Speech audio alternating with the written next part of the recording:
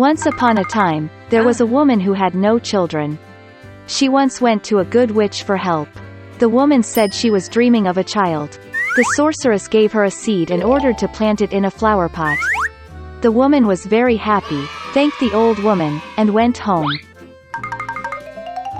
At home, she planted a seed, watered it, and began to wait patiently. Soon a large wonderful flower, like a tulip, grew in the pot. When its petals opened, there was a tiny girl inside. She was very small, no more than an inch. Therefore, the woman called her Thumbelina. One night, when Thumbelina was fast asleep, a huge toad climbed onto the window of the house, wet and ugly. She grabbed the sleeping girl and hurried to her swamp.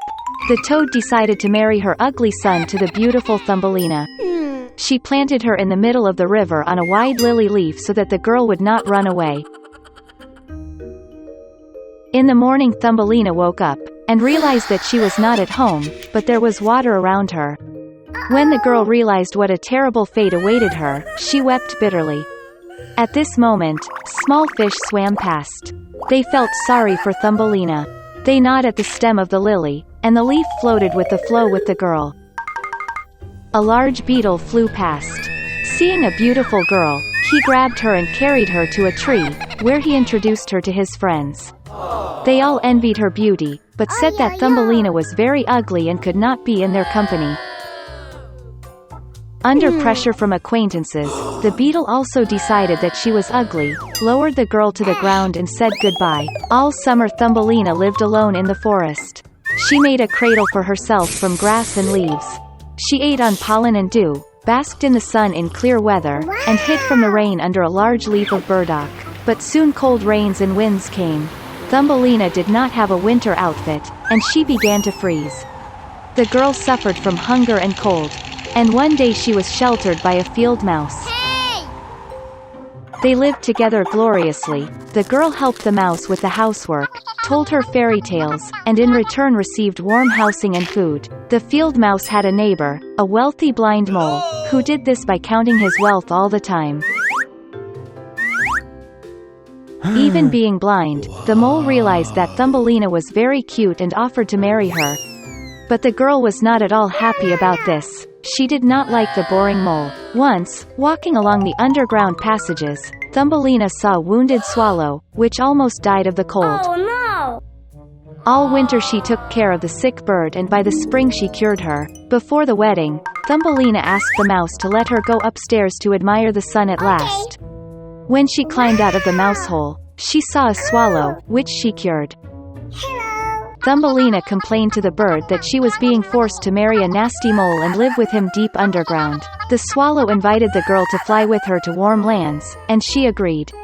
She quickly said goodbye to the mouse, climbed onto the swallow, and they flew away. Once in a wonderful country, Thumbelina saw a huge meadow with beautiful flowers. She chose the most beautiful flower for herself to live in. Suddenly, she saw in the flower the same little man as she, only with wings. It was the king of the elves. And an elf lived in every flower. The beautiful elf has never seen a girl as small as himself, and even so beautiful. He immediately fell in love with Thumbelina, and invited her to become his wife, the queen of the elves and the queen of flowers. After all her adventures, the girl was happy to hear such an offer from the charming prince. She happily agreed. The elf took Thumbelina by the hand, and at the same moment 2 wings appeared behind her. Now she has become the queen of the elves. And since then they have lived happily ever after. Once upon a time, there was a girl. And she had such beautiful and long hair that everyone who saw her could not take their eyes off. The strands were so light, just golden. Therefore, they called her Goldilocks. For all her beauty, she was a very naughty little girl. Mom always allowed her to walk in the yard, but ordered her not to go into the woods behind their house. Goldilocks was very interested to know what is in that forest.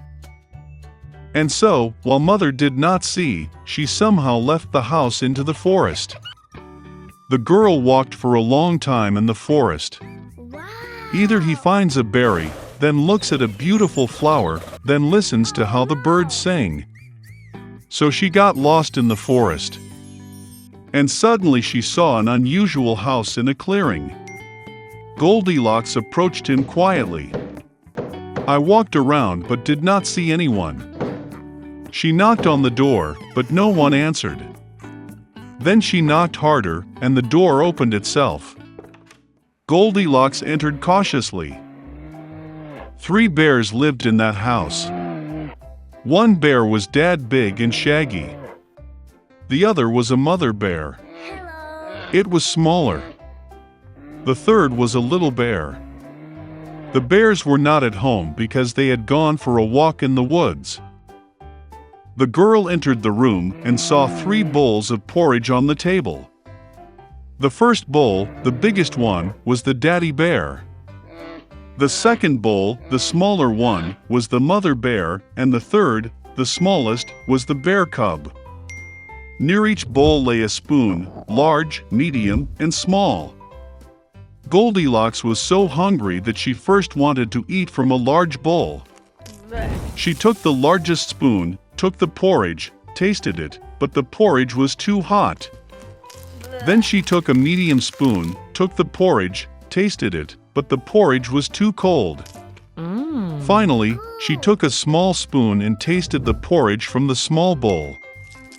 This porridge was neither hot nor cold, just right. And Goldilocks ate all the porridge from the little bowl. After eating, the girl wanted to sit and saw 3 chairs near the stove, one large, another smaller, and the third, very small, with a little red pillow. First, she tried to climb into the largest chair, but could not. Then the girl tried to sit on the middle chair, but it was very hard and uncomfortable.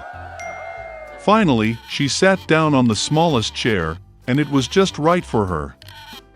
Goldilocks liked the chair so much that she began to swing on it.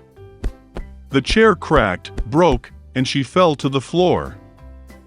The girl got up and went to another room.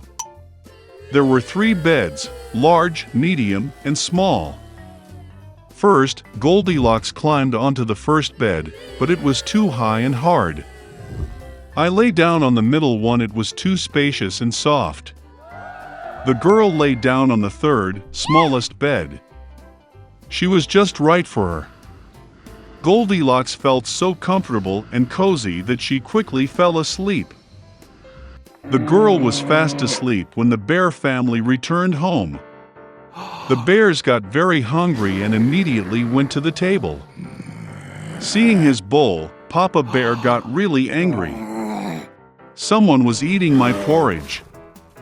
He growled. The bear mother also looked into her bowl and growled less loudly. Someone was eating from my bowl too.